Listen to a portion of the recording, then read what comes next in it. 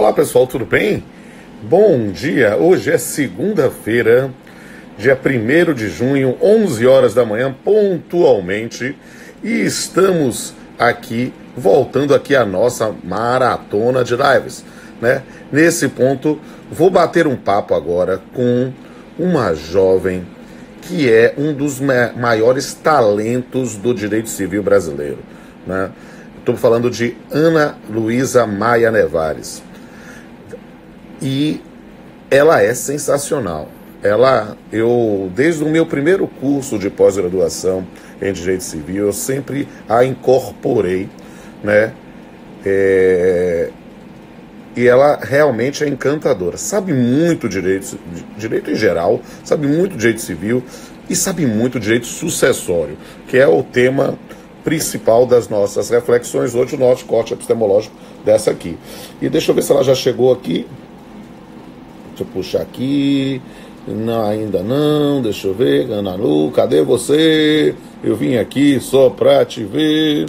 Eu falei com ela no WhatsApp agora há pouco. Ela tá entrando aí, né? E eu tô só esperando ela participar aqui ao vivo conosco, né? Cadê você, Ana? E só para todo mundo ficar tranquilo, né? Tranquilos e tranquilas, essa live vai ficar gravada. Eu vou baixar no feed já, que é nosso modelo atual do Instagram. E também já vi aqui a doutora Larissa Leite, mando um beijo para ela, que ela baixa todos os minhas lives, e a gente vai botar lá no canal, no YouTube também. Estamos esperando aqui Ana Luísa entrar. Apertei aqui e ainda não apareceu. Cadê ela? Cadê você? Cadê você? Tô esperando você entrar. Envie até para... Vou cantar enquanto vocês esperam, né? And now the end is near, and so I face the final curtain.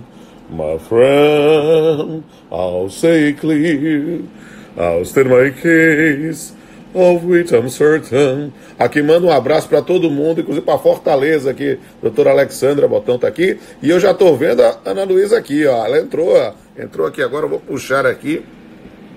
Puxa, como é que puxa aqui? Oi. Vem, Ana Lu, vem, Ana Lu. Ana Lu, tá aqui ela. Cortava com a minha astúcia, Chapolin Colorado, né?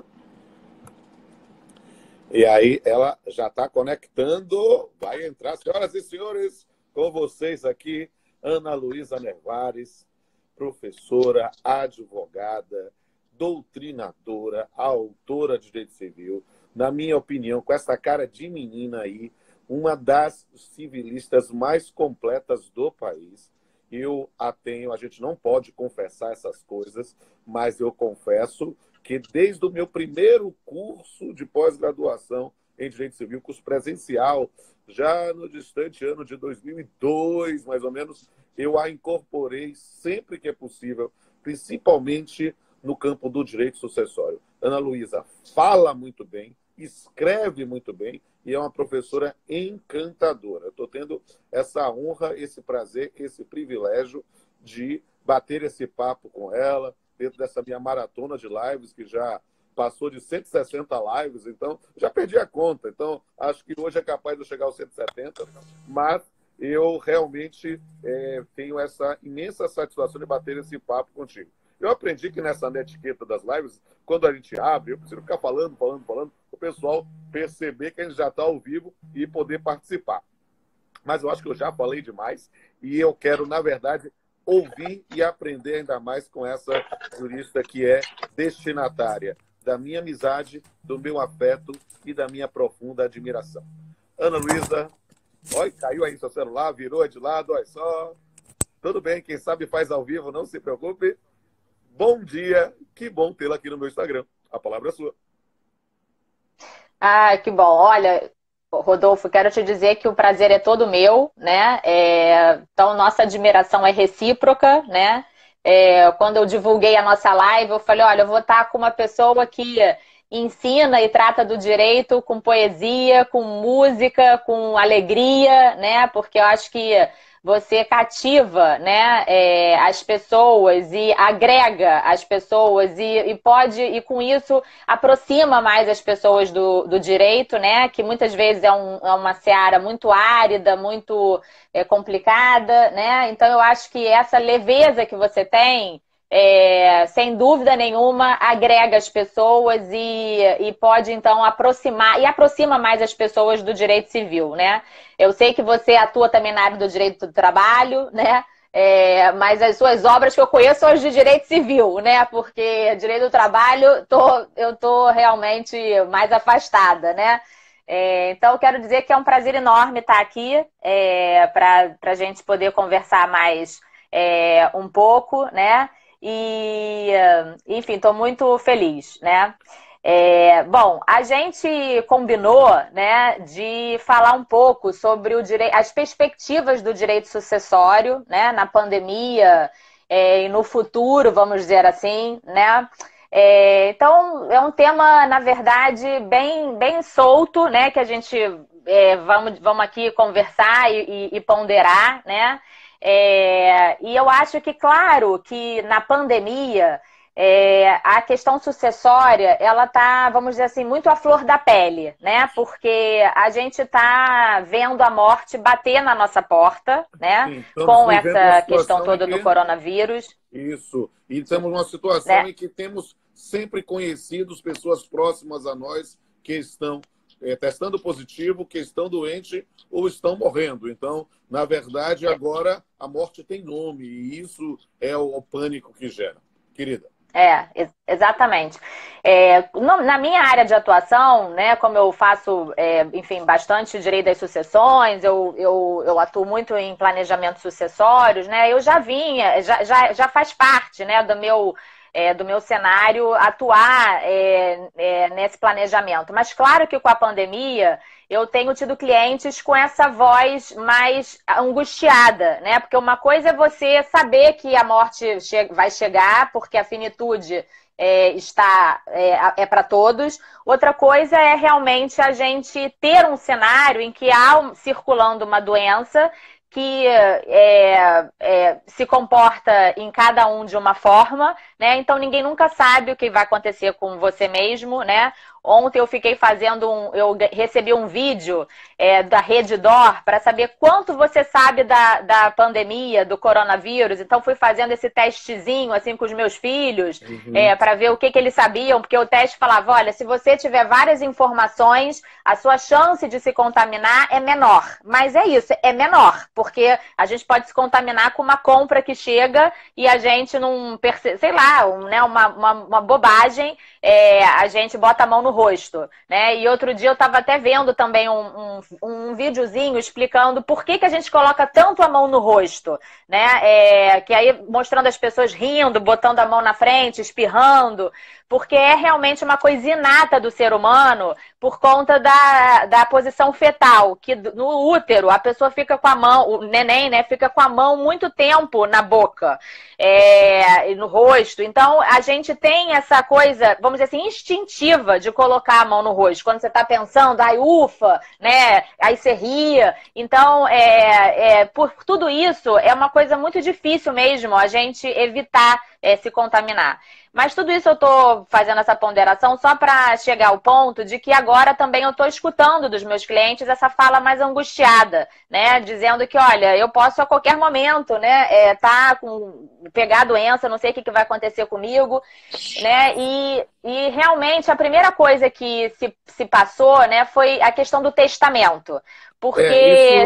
Isso é um dado que eu acho que é interessante, só para introduzir para você ficar mais à vontade, porque o Brasil não é um país de uma cultura testamentária. A gente tem, quando dá aula de direito das sucessões, a gente fala longamente sobre testamento, mas se a gente pergunta na sala de aula quantas pessoas ali já fizeram, quantas simplesmente conhece alguém que efetivamente fez testamento, às vezes é um silêncio sepulcral, né? E, na verdade, as informações que a gente tem visto na mídia, justamente por causa da pandemia, é um aumento da procura dessa disciplina jurídica pós-mortem. Então, isso realmente é uma coisa interessante. Você tem visto isso? É justamente essa provocação.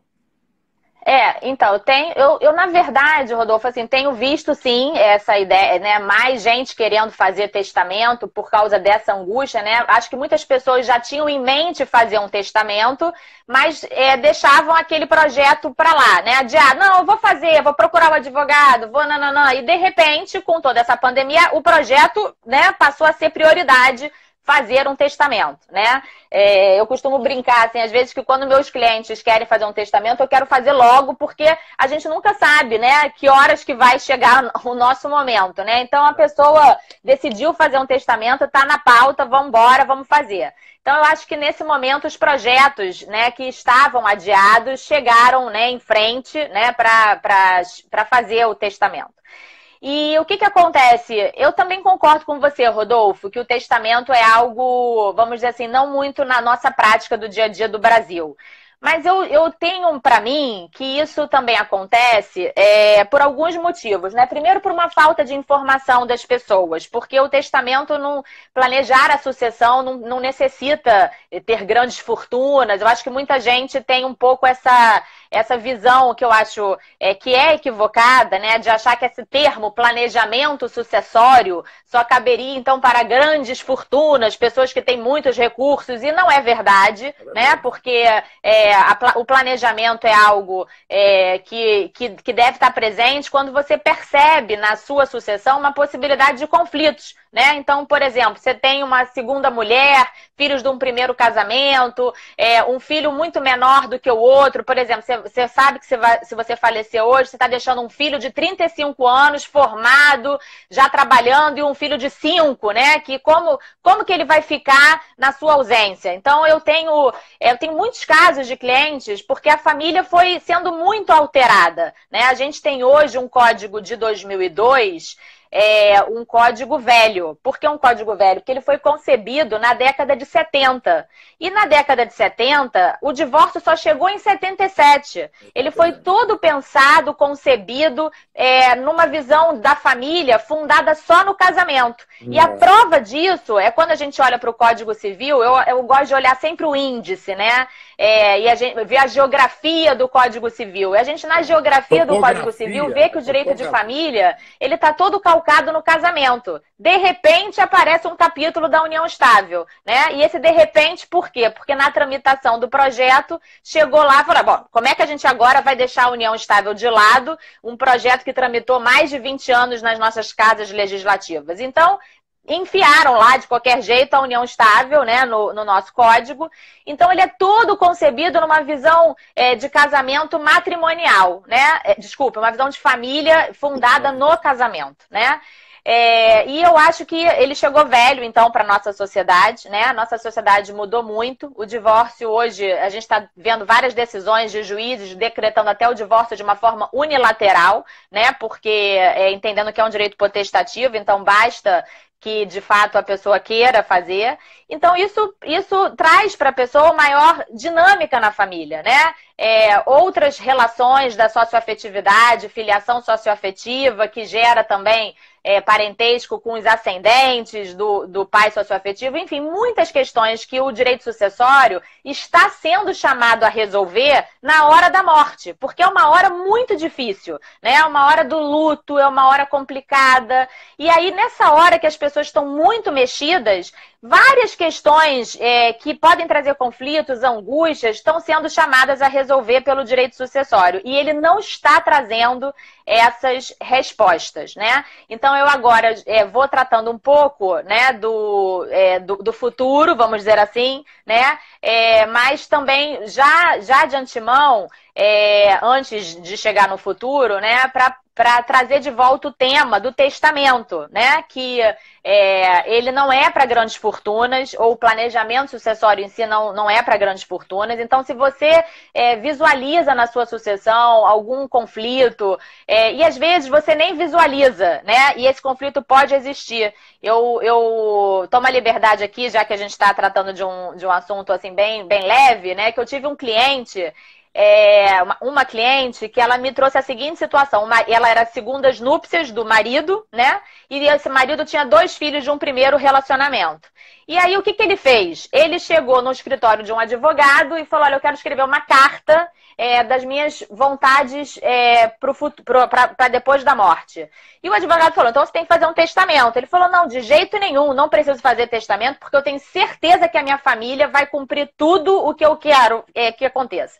E aí ele fez uma carta, escreveu na carta, sei que essa carta não equivale a um testamento, mas tenho convicção que a minha família vai observar a minha vontade. E aí ele assinou, a mulher assinou, os filhos assinaram, e testamento é um ato unilateral, personalíssimo, mas aquilo não era um testamento, todo mundo assinou. Foram brindar depois, né, a celebração do documento, e quando ele faleceu, o que aconteceu? A família... Ninguém cumpriu. Claro. Exatamente.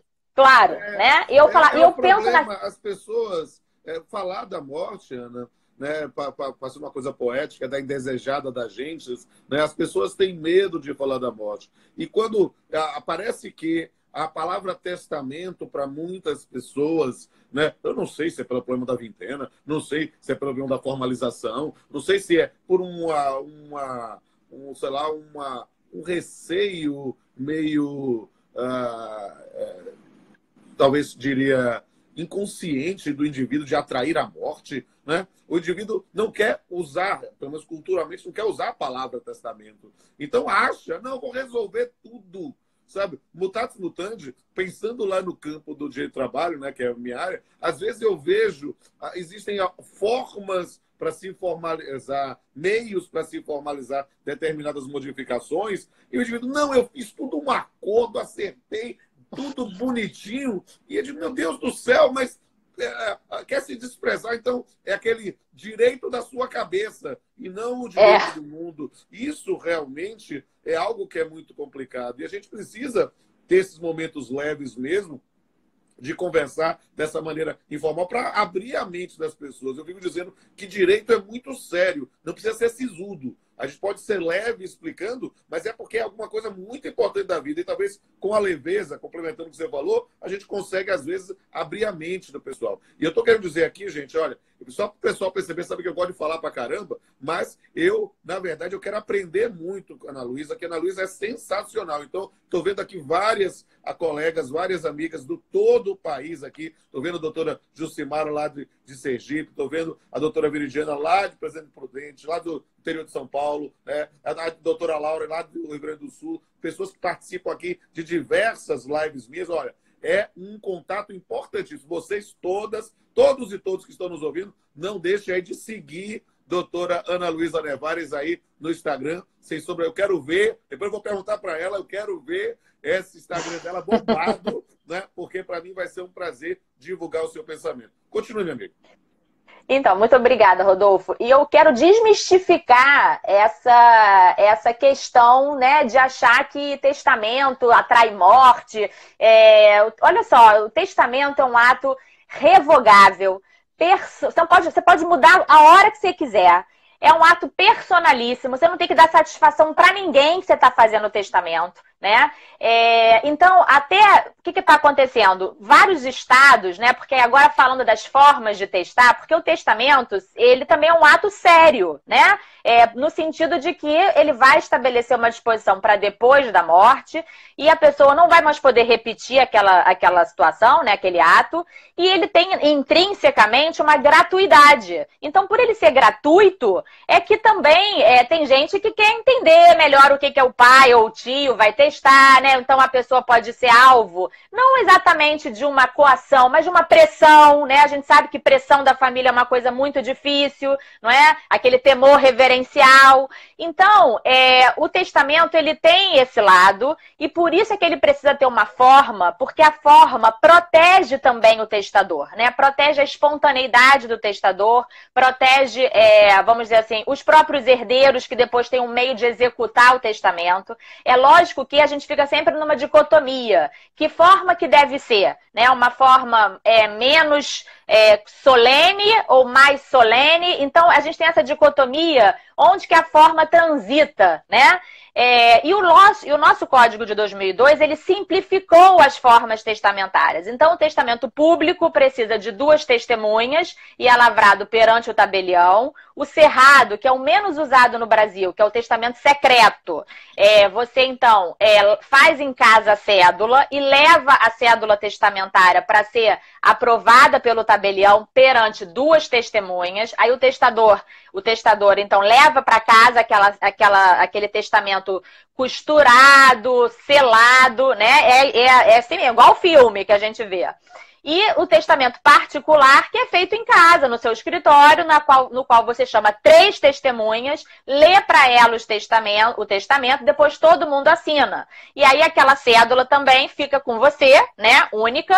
E claro que depois, qual é a dificuldade? É que depois, quando a pessoa falece, aquelas testemunhas têm que ir a juízo confirmar a elaboração do testamento, né? Então, a gente até poderia ponderar que o testamento tem umas formalidades muito complicadas. Não são complicadas, mas são etapas que têm que ser cumpridas. E, obviamente, que nesse momento de pandemia, o que se pensou? Né? Como que eu posso testar? Porque todas essas formas que eu mencionei aqui pressupõem o contato do testador com outras pessoas, né? O tabelião, 2 testemunhas, 3 testemunhas. Então, como é que eu posso fazer o testamento? Existem na lei os testamentos especiais, que são os testamentos feitos em circunstâncias excepcionais, que são o testamento marítimo, quando você faz num navio, que você não pode testar, o aeronáutico, numa viagem de avião, e o militar na guerra. Nenhuma dessas 3 hipóteses se encaixa em pandemia, né? Então, onde se encaixa em pandemia? É o artigo 1879, que diz o seguinte, que em circunstâncias excepcionais, declaradas na cédula, né, a pessoa pode fazer um testamento sem testemunhas. E esse testamento vai ser então, confirmado a critério do juiz. Então, apesar desse dispositivo prever, né, que a critério do juiz o testamento será confirmado, com todos os doutrinadores, e até já conversei com alguns juízes, todos concordam que as circunstâncias excepcionais previstas no 1879, a pandemia se encaixa nesse conceito, né? Ou seja, você não está disposto a conviver com ninguém, a ter contato com ninguém. Quero registrar que, por exemplo, aqui no Rio de Janeiro, vários cartórios de notas estão abertos. Eu já lavrei na pandemia, ou melhor dizendo, clientes meus, né, já lavraram na pandemia testamentos públicos com tabelião, foi de máscaras, testemunhas de máscara, mas quem não se sente à vontade pode fazer esse testamento em casa, declara na cédula que não está, não tem condição de conviver com ninguém, que está vivendo um isolamento social e, dessa forma, faz o testamento, escreve, assina, data, né? Só que agora, falando como a Ana Luísa advogada, né? O meu conselho é que, a passar desse momento, quando você se sentir à vontade para sair de casa, refaça o testamento. Numa dessas formas ordinárias que eu mencionei. Por quê? Porque o que acontece com os testamentos especiais, esse marítimo, aeronáutico e militar que eu mencionei? Eles têm uma característica que é de caducar se o testador não falece nos 90 dias que ele volta desse evento excepcional. Então, apesar de não ter essa previsão para esse artigo do 1879 que eu mencionei para vocês, surgiu na doutrina o entendimento de que esse testamento também caducaria. Isso virou até enunciado das 7ª jornadas de direito civil, enunciado 611. Então, a Ana Luísa, advogada aqui, diz para você que se você fizer um testamento dessa forma, fique atento para, assim que puder, fazer um testamento ordinário. Por que isso, gente? Porque na nossa operação do direito, a gente tem que evitar o máximo de discussão, né? Então, já que existe essa previsão, então vamos evitar, vamos fazer um outro testamento para não cair nessa questão. Então, apesar de tudo, a gente tem um instrumento no código que permite a gente fazer testamento mesmo no momento de pandemia. É interessante falar sobre essa questão desse testamento in extremis, ou esse testamento não compatível, né? Expressões que a gente usava no passado, né? E o que é interessante falar sobre isso, né? Talvez uma atualização online disso. A gente pode pensar, talvez, num aspecto de forma, talvez, pensando no momento da pandemia. Vamos pensar no momento da pandemia e depois do futuro pós-pandemia, para pensar, porque aí eu concordo contigo na ideia de uma reelaboração das formas ordinárias. Parece-me a melhor pensão pensando em segurança jurídica, né? Na qual eu costumo dizer o seguinte: é preciso entender que, embora toda a ideia de fazer um testamento é realmente fazer uma manifestação de vontade para o período que você não vai estar aqui. Então, na verdade, a gente precisa sempre buscar preservar a manifestação de vontade ali, ou seja, anulação de testamento. E por isso que eu não tenho a menor simpatia ao testamento secreto, ao testamento lacrado, testamento especificamente cerzido, costurado. Eu já achava horrível quando eu estava na graduação e que a gente não tinha meios eletrônicos como tem hoje, né? Que a gente fazia na máquina de escrever, manual, aquela coisa assim. E hoje eu ainda tenho mais ojeriza, né? Por quê? Porque é algo muito que não gera o suficiente segurança. E a gente pode repensar isso. O Tartusso, outro dia, estava falando sobre testamento eletrônico, testamento por vídeo. Né? Nesse momento que as pessoas, pensando nessa circunstância, talvez a gente possa admitir isso. O que você acha disso, querido? Olha, Rodolfo, eu acho que hoje a gente até poderia usar o vídeo para demonstrar a rigidez do testador no momento de testar, né? Eu acho que sem uma previsão legal que diga que o testamento por vídeo é válido, eu não deixaria só um vídeo gravado, né? Então, aconselharia a pessoa a fazer um documento escrito, tal como a lei determina, e o vídeo pode ser usado, sim, para demonstrar a rigidez, a espontaneidade, a vontade da pessoa, porque no vídeo você fala, você gesticula, é o tom da sua voz, né? E eu também acho, assim, eu brinco muito com meus alunos na graduação, falo, gente, vocês têm que criar uma startup do testamento digital, porque há sites até de mensagens póstumas, né? Então, a pessoa deixa lá umas mensagens e diz para quem que ela quer que seja encaminhada essa mensagem quando ela falecer. E, de repente, você está assim no seu e-mail e aparece uma mensagem, né? Por que não apareceu o testamento digital? Então, eu brinco assim com os meus alunos, mas, por outro lado, Rodolfo, eu penso também uma coisa que é importante. O que é um testamento digital, né? É o documento no Word que você deixou lá salvo na sua pastinha de documentos pessoais? É uma mensagem no Messenger, né, pelo WhatsApp que você fala, você está então internado num hospital, né, com oxigênio, não está entubado ainda, morrendo de medo do coronavírus piorar, e aí você resolve mandar um WhatsApp no grupo da sua família para dizer, olha, gente, estou aqui, não sei o que vai acontecer, quero dizer o que eu gostaria porque no meu falecimento, né? E aí você deixa um áudio, né? Será que no futuro as nossas mídias, hoje a gente está aqui falando no Instagram, será que vai existir Instagram daqui a 5, 10 anos, né? Porque o que acontece também com a tecnologia? Ela vai sendo mudada com uma velocidade sem fim. Às vezes eu brinco do disquete, né? A gente tinha aquele disquete que botava no... Talvez tenha gente ouvindo a nossa live aqui que nem saiba o que é um disquete, né? Então, eu fico também refletindo se os testamentos como os testamentos digitais vão acompanhar a tecnologia. Porque se eu fizer um testamento digital numa forma, pode ser que amanhã essa tecnologia esteja totalmente obsoleta e eu tenho que contratar um master técnico para poder saber como é que é esse testamento. Então, eu sou muito mais velho que você, e quando comecei nos computadores no início dos anos 80, a gente gravava em fita cassete.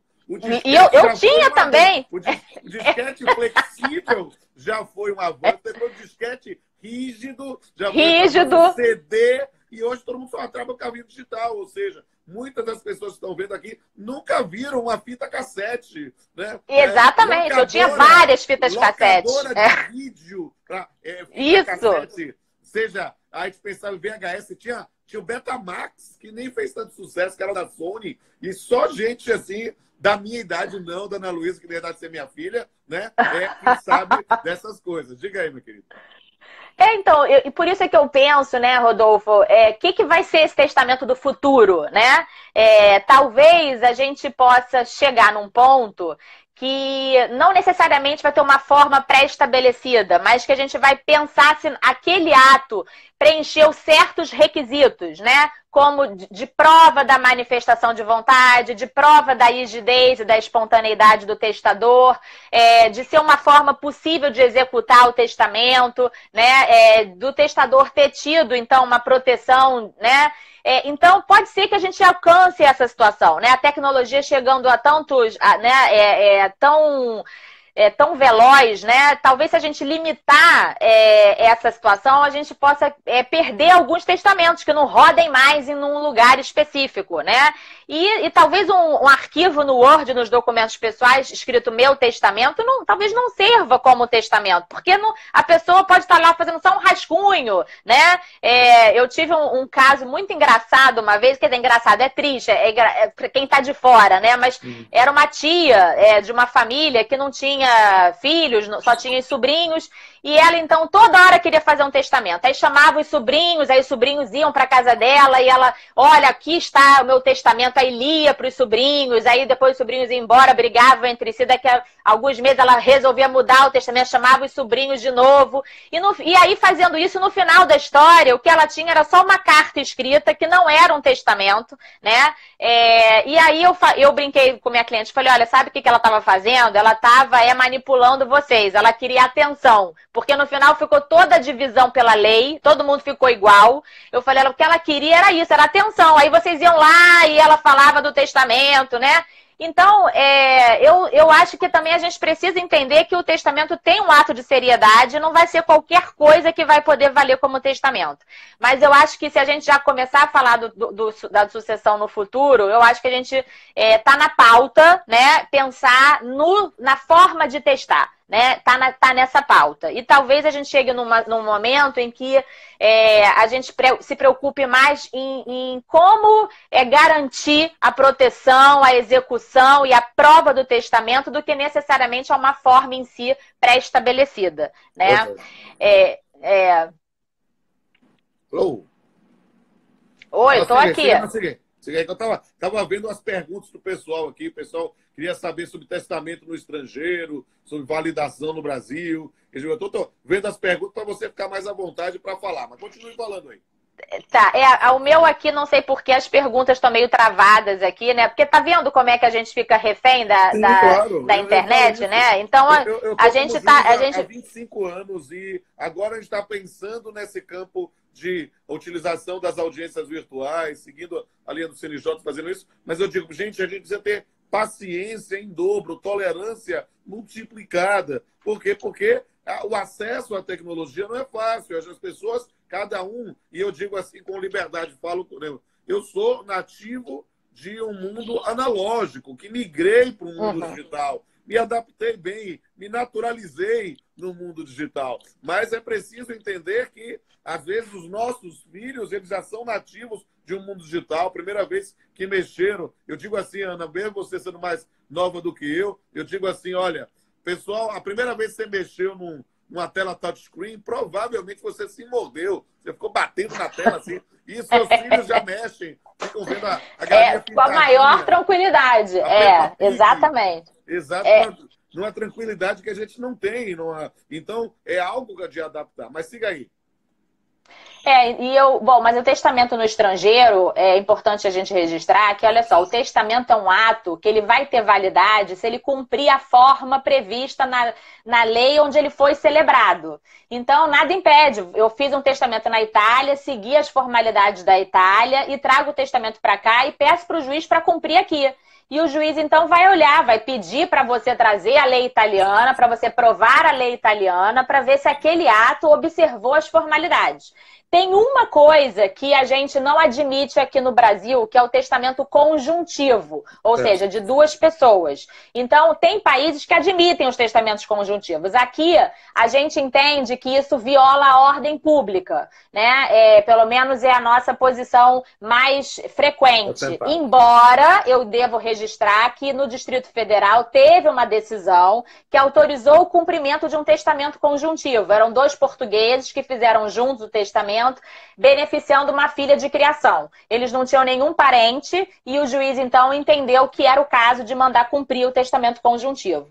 Então, eu vendo essas decisões, eu também vou me pensando que eu acho que talvez a forma vai sendo menos importante, o mais importante é trazer se ela cumpriu os requisitos, né, de proteção, rigidez e execução do testamento, né? Mas falando mais sobre o futuro, né, Rodolfo, sem ser falando só do testamento, eu acho que o que acontece com o direito das sucessões? Eu devo registrar que é um direito muito difícil de mudar, né? Parece assim uma certa entidade que ninguém quer tocar. Acho também que essa coisa de falar da morte, né, é tão difícil. E é um direito muito complicado de ser alterado. Mas eu penso que a gente tem uma maturidade jurídica hoje que a gente poderia pensar em algumas reformas, né? Porque o direito das sucessões ele tem uma função muito importante, porque é uma função de distribuição de bens num momento muito difícil, que é o momento de falecimento na família. É claro que o testamento ele pode não servir só a objetivos patrimoniais do testador, ele também pode servir a objetivos existenciais. É um lugar excelente para você nomear um tutor para o seu filho, para você nomear um curador para o seu filho. Se você for um autor renomado, você pode prever disposições sobre a sua obra no seu testamento. Você pode dizer se você autoriza ou não o uso de um material congelado, genético, né, para reprodução humana assistida pós-mortem no testamento. Então, o testamento não tem só uma função patrimonial. Mas o direito sucessório como um todo, ele tem uma função patrimonial, né? A ideia é distribuir o patrimônio, né? Tanto é que a gente sabe que no Brasil a gente tem uma desigualdade de renda tremenda, né? Então, claro, não vão ser todos que vão estar dentro do direito das sucessões, porque infelizmente não tem nem o que dividir. Infelizmente, né? Gostaríamos de estar falando aqui de uma outra forma, mas é a nossa realidade, né? Então, a gente também tem que pensar que tem uma função muito importante e o direito de herança é um direito fundamental do cidadão brasileiro, previsto no artigo 5º, inciso 30, o que significa dizer que o Estado não pode confiscar os bens de ninguém no seu falecimento, a sucessão é privada, né? E aí, se eu convido quem está escutando a live, né? Se vocês fossem os legisladores, quem que vocês indicariam para ser herdeiros do falecido, né? Porque o que traz para o legislador inspiração para criar quem são os herdeiros da pessoa é a família, né? É a família que inspira, é a comunidade mais próxima da pessoa. Tanto é que quando a gente abre lá na ordem de vocação hereditária, são herdeiros os descendentes, os ascendentes, o cônjuge, o companheiro e os colaterais até o 4º grau, né? E aí tem uma questão que é super sensível, que é a reserva, né? A legítima dos herdeiros necessários. Dos herdeiros necessários, e são herdeiros necessários os descendentes, os ascendentes, o cônjuge e, na minha opinião, Rodolfo, o companheiro também. É uma grande questão do companheiro, porque o Supremo aproximou, né, entendeu que não podia tratar de forma desigual, mas acabou não se manifestando de forma expressa sobre a sucessão hereditária. Sim. Mas eu acho que não tem como a gente, se o Supremo diz que é inconstitucional tratar cônjuge e companheiro de forma desigual, então não dá pra gente fazer um trampolim, uma ginástica e dizer que o companheiro não é herdeiro necessário. Agora, uma coisa é ser herdeiro necessário, outra coisa é não dever ser, né? Porque talvez a gente tenha uma figura, eu brinco também, do supercônjuge no código, né? Quem se debruçou no Código Civil viu que o cônjuge é o personagem central da sucessão hereditária. E eu acho que hoje isso tem que mudar na família atual, né? A gente precisa proteger o cônjuge, mas não com essa intensidade que a gente tem visto na nossa legislação. Eu posso aqui fazer uma coisa mais leve aqui, porque você falou em vocação hereditária, eu liguei aqui o notebook. Não sei se você conhece um poeminha meu que eu fiz quando eu gravei o Papeando lá com o Tusa, né, sobre sucessões, sobre vocação hereditária. Vou ler aqui para você. Quem será que receberá o legado da minha vida? A quem será finalmente destinada a herança da minha sina? Será que o que eu fiz, tenho visto, lutado e conquistei, terá alguma valia, algum significado para quem não sei? Imaginar haver sentido em uma vocação necessária é dar um prestígio indevido a uma mera linha hereditária. Acreditar na legítima é não perceber que se é inocente vítima de um fazer sem querer. O melhor, sem dúvida, é que tudo que eu sou fique apenas na memória e no coração de quem me amou. E tudo mais que conquistei, se eu mesmo não destinei, que seja distribuído a quem não teve a sorte que eu dei. Lindo, lindo, Rodolfo, muito lindo, muito lindo, atual, né? E eu acho que a gente precisa repensar realmente nessas pessoas que são herdeiros forçados, né? Exatamente. Mas, por outro lado, a gente também não pode descuidar dos vulneráveis, né? Então, se a gente pensasse em filhos menores, em filhos com uma deficiência, num cônjuge dependente, né? E aí é que reside, Rodolfo, o nosso desafio, sabe? Porque se por um lado a gente precisa de uma lei geral, né, que se aplique a todos os casos e tudo mais, e a gente tem medo também de deixar para o juiz tantas decisões, né? Por outro lado, a gente também precisa ter um pouco de coragem de mexer nessa questão dos herdeiros necessários, né? Porque a gente vê hoje que a herança não é um mecanismo indispensável de proteção. Na medida em que a pessoa falece e deixa filhos já maiores, filhos formados. E é como você falou, a sua herança, o seu legado é aquilo que vai ficar na memória, aquilo que vai ficar na vida das pessoas, né? E eu gosto muito de um poema também do Mário de Andrade, que ele fala assim: quando eu morrer, quero ficar, né? Então, como que a gente fica, né?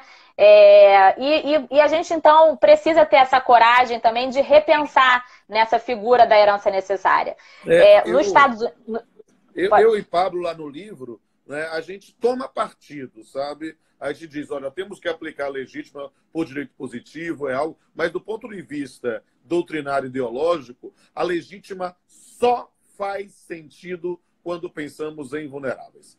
Fora disso, pensando no campo da liberdade, pessoas que não têm algum tipo de necessidade especial, pessoas que não estão numa situação de vulnerabilidade, não faz nenhum sentido. O problema é justamente essa ausência de cultura do desenvolvimento, vou usar lato sensu, do planejamento sucessório. Seja na ideia especificamente do testamento, seja na ideia da divisão patrimonial, a construção de uma patrimonial, alguns aspectos que precisam ser enfrentados. Eu não tenho a menor dúvida disso. Mas siga aí. Eu estou para bater papo e ouvir você. Então, eu estou de acordo com você. Você sabe que no estado da Louisiana, nos Estados Unidos, né? Porque todo mundo adora falar assim, não, porque lá nos sistemas da common law não tem legítima, né? É relativo essa questão, porque, por exemplo, na Inglaterra, que é a common law, né? Na essência, né? Onde tudo começou da common law, vamos dizer assim, existe uma lei de 75 que prevê que se alguém vulnerável da família, então um filho, um cônjuge, até quem morava com decujos, se sentir desprotegido com a sucessão hereditária, pode pleitear para o juiz uma proteção patrimonial, né? Então, é como se fosse uma legítima ao contrário, né? Aqui no Brasil e em outros países da civil law, a gente parte do pressuposto que aquelas pessoas vão precisar de uma proteção patrimonial. Na Inglaterra e em outros países da common law, essa proteção é a posteriori, ou seja, é depois. Se na hora da sucessão aquela pessoa se sentiu desprotegida, viu que ela ficou numa situação de vulnerabilidade, ela pode pedir ao juiz uma proteção. Então, é claro que talvez para nós, né, seja assim, muito difícil pensar nisso e pensar, nossa, vamos dar esse poder todo para o juiz, né? Mas, por outro lado, eu já li alguns livros ingleses. Eu sei que é difícil comparar a Inglaterra com o Brasil, mas a gente precisa olhar para o lado também para avaliar, né?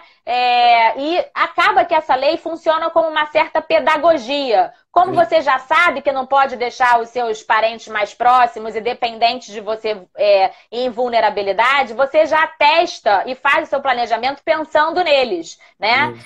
E nos Estados Unidos, que as legislações são pelos estados, né? A maioria dos estados tem algumas previsões de proteção do cônjuge. É engraçado que o cônjuge é que é o personagem central. E na Louisiana existe um Código Civil que diz que são herdeiros necessários os menores até 23 anos ou os deficientes. Então, até achei interessante a idade dos 23 anos, que é justamente a idade que a gente tem os alimentos, que a pessoa está saindo lá da faculdade, né, onde vai até os alimentos. Então, é interessante a gente pensar em outros países para a gente avaliar o nosso país, né? Não, e pensando aqui... conhecer tudo e apreender o que há de bom, o que pode ser. Exatamente. É um fenômeno autopoético. A gente vem e absorve e torna nosso. Acho isso importante. O estudo do direito estrangeiro, seja em estudo sistemático de direito comparado, ou simplesmente das notícias do direito estrangeiro, é importantíssimo. Continue aí, querida. Alô? Oi, tá me ouvindo, Rodolfo? Tô. É só porque acho que tem um pequeno delay, então aí por isso... Mas continue falando. Então, agora, para a gente olhar um pouco assim para nossa realidade, né? Uma coisa interessante que tem acontecido hoje é o direito real de habitação, né? Porque, olha só, o direito real de habitação, para quem está aqui acompanhando a gente na live, ele está previsto no artigo 1831 e é uma previsão de um direito só para o cônjuge, para ele, então, morar no imóvel que era destinado à residência da família, se só tiver um imóvel residencial na herança para inventariar. Então, e é um direito vitalício. Quem olhar lá o 1831 vai ver que não tem prazo para acabar. E aí eu me pergunto, né, por que só o cônjuge tem o direito real de habitação? Por que só o cônjuge está colocado lá como alguém que precisa... porque esse direito tem por objetivo garantir a moradia. A moradia é um direito constitucionalmente garantido, que é óbvio que é indispensável à dignidade da pessoa humana. Então, só o cônjuge tem esse direito, né? E, inclusive, nós lá no IBDFAN, né, Rodolfo, a gente propôs um projeto de lei para mudar o direito das sucessões, algumas mudanças, e uma delas eu sugeri, e a nossa comissão acatou, que o direito real de habitação fosse estendido também para os filhos menores, para os ascendentes vulneráveis, todos aqueles que dependiam da residência do autor da herança, né? Porque a gente também tem um problema muito sério hoje, que é o próprio ascendente, né? Quem não tem hoje um pai que é mais dependente seu do que o seu filho, né? Porque o pai é mais idoso, não tem mais renda, e o seu filho está aí na vida começando.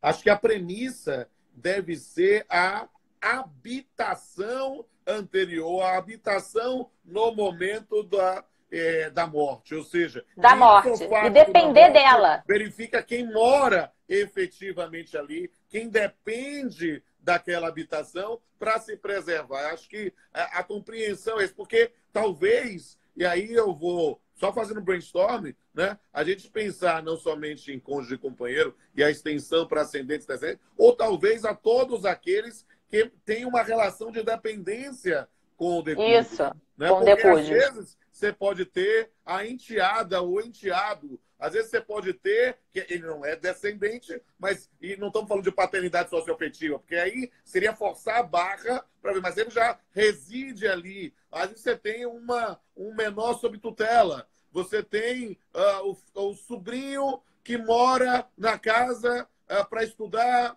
há 2, 3, 4 anos, ou o primo do interior que vê. Na verdade, a sociedade é muito complexa nesse ponto. E compreender esse é algo que é complicado, porque tem que se ver o que é transitório ou o que é que tem definitividade. Né? Eu estou só fazendo um brainstorm mesmo. E nesse caso, né, Rodolfo, a gente também tem que olhar para os outros, né? Porque, por exemplo, você pondera assim, alguém que está morando lá, ou é transitório ou não é, e os interesses do outro, dos herdeiros, né? Então, eu acho que dentro dos herdeiros, a gente tem que pensar em quem dependia da moradia, né? Inclusive, tem decisão jurisprudencial, umas decisões interessantes, que aconteceu o seguinte, por exemplo, morava na casa o cônjuge, já maior de 60 anos, né? E os filhos do autor da herança. E dentre esses filhos, tinha uma filha e um filho que era maior, mas ele tinha síndrome de Down.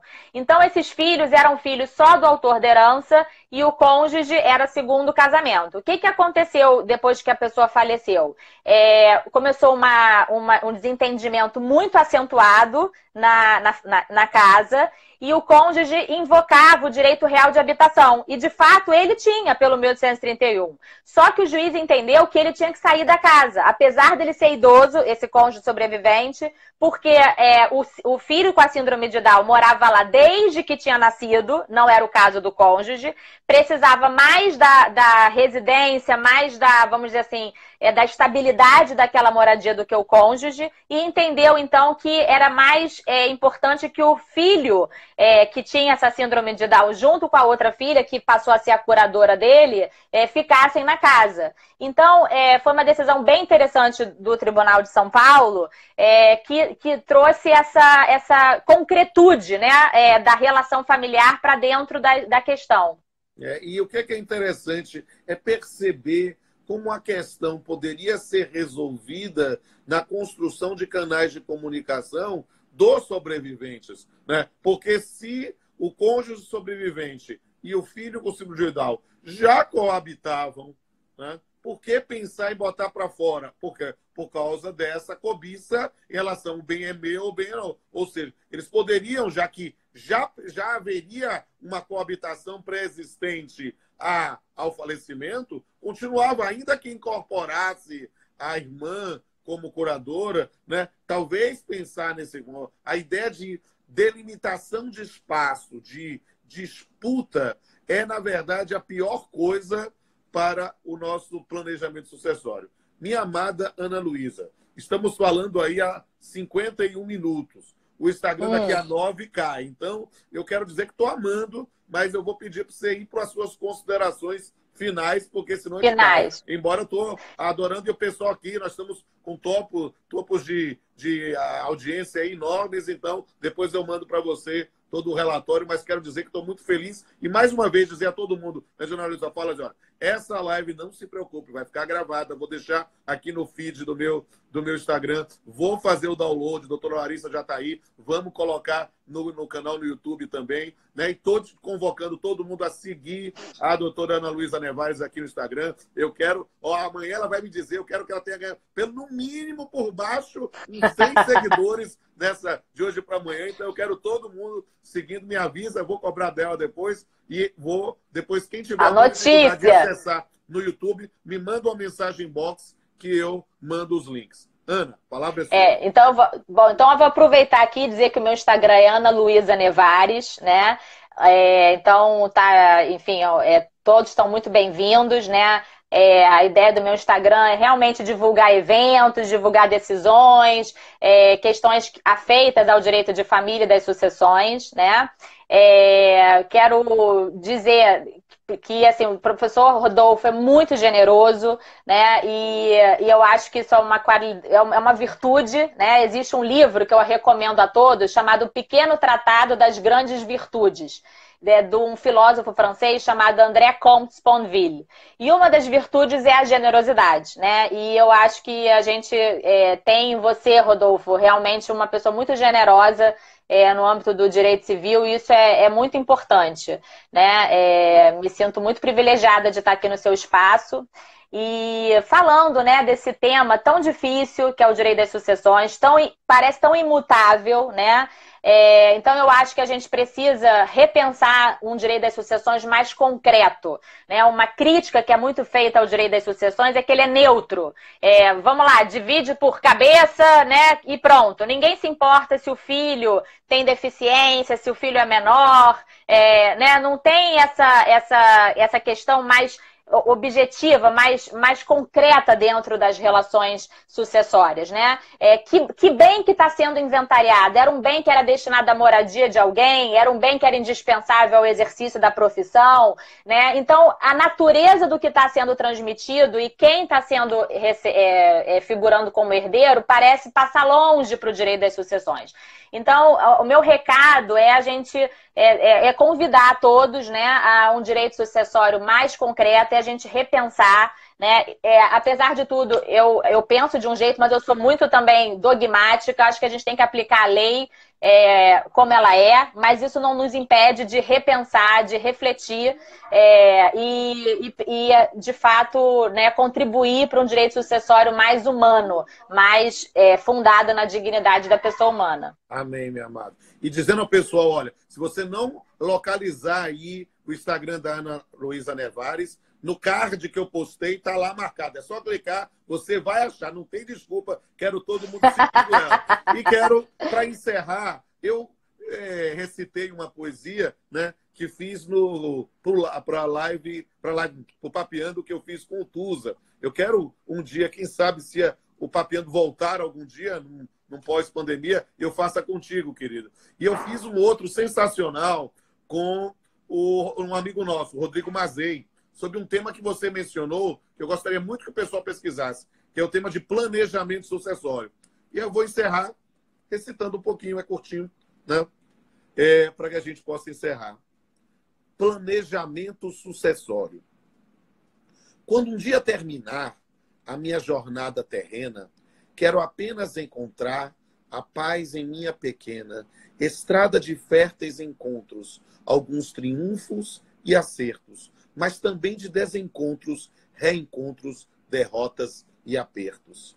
Não quero que os que deixo disputem os poucos bens que com muita luta conquistei, mas sim que encontrem o eixo da concórdia e harmonia, não chorando de barriga vazia, nem tendo a amarga sensação de desamparo e solidão, sabendo que eu tive o cuidado de deixar tudo organizado, na consciência da minha finitude, fazendo tudo que eu pude para, seguindo a minha verdade, distribuir segundo a necessidade e justiça de uma partilha em vida, de um patrimônio que perece e rui. Pois o que é realmente importante é herdar o orgulho e a saudade doída, somente de quem, em essência, fui, não do que eu tive na estante. Um beijo, minha querida. Um beijo, maravilhoso, adorei. Um beijo. A gente se encontra aí em uma outra oportunidade e que, no mundo pós-pandemia, numa nova normalidade que a gente está construindo, tal qual o poeta. A gente não sabe o caminho a gente está caminhando, a gente está buscando os espaços para construir a nova realidade. Eu quero dizer que na nova normalidade eu quero muito ter você ao meu lado mais uma vez, minha estimada, talentosa e brilhante colega e amiga. Um beijo, minha querida. Para todo mundo que gostou dos poemas, podem ver meus 2 blogs de poesia. Tem toda a minha obra poética está disponível gratuitamente. Eu fiz 4 livros de poesia, mas eu comprei todos. Eu dou para os amigos. E é verdade, porque a poesia não é do poeta, a poesia é do mundo. E por isso eu botei toda a minha poesia gratuitamente nos meus 2 portais de poesia. Quem quiser ver, tá lá. E quem quiser aprender mais sucessões, siga Ana Luísa Nevares. Onde já o meu nome, bota rodolfopamponafilho.blogspot.com ou rpf-poesia.blogspot.com. Ou se não achar, manda uma mensagem em box. O Instagram está dizendo que a gente vai cair. Mas é que eu queria ficar mais tempo contigo. Mas não dá. Ai, que bom. Um beijo Beijo enorme. Tchau, gente. Obrigada a todos. Tchau, Até tchau. a próxima.